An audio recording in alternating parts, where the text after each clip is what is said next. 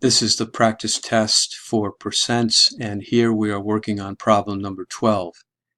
And the problem says, of the 175 people attending a movie theater, 126 bought buttered popcorn. What percent bought buttered popcorn?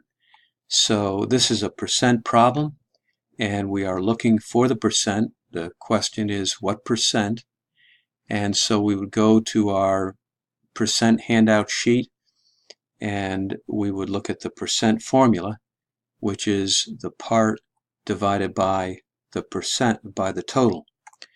And we should recognize that the 126 is the part, and the 175 is the total number of people in the movie theater. So we would take the 126 divided by 175.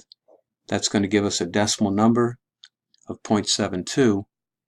Now we always have to multiply the decimal number by 100 to get the percent.